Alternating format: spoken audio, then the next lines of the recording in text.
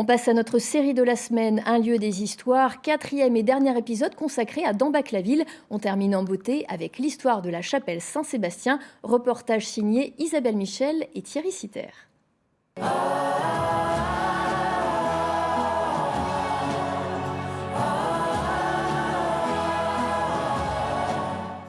Bonsoir pour ce quatrième et dernier épisode de notre série Un lieu des histoires consacré à Dambach-la-Ville, place à la chapelle Saint-Sébastien qui est gérée par 32 familles du village et c'est original.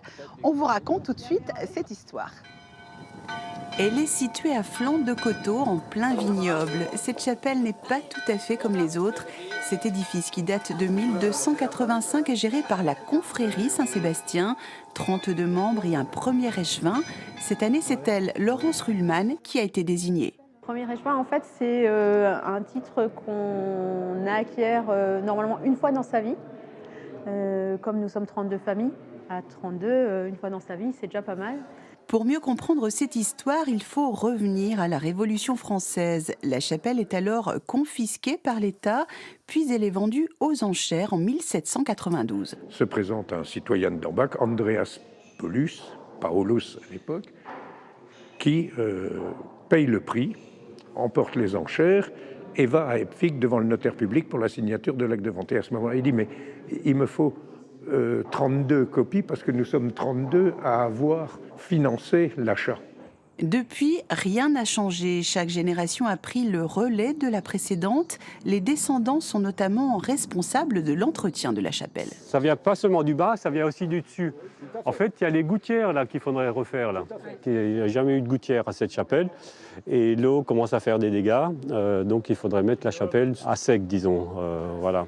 Parmi les trésors de l'édifice à protéger absolument, l'hôtel baroque de 1692.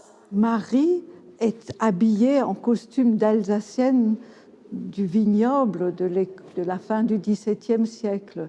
Elle porte un mitre-là, un petit nœud en dentelle dans les cheveux. C'est des très belles sculptures. Classée aux monuments historiques depuis 1921, cette chapelle fait la fierté des membres de la confrérie. Je suis le petit dernier, effectivement. Et donc j'ai dû faire un écrit, comme quoi, effectivement, donc j'acceptais d'intégrer la confrérie et puis d'en faire la promotion également. Moi, je suis honoré d'en faire partie. Hein. Déjà, mon grand-père, mon père en faisait partie. Hein. Ça fait un bail. Hein. Et moi, j'ai deux petits-fils et j'espère que ma famille, ça va continuer.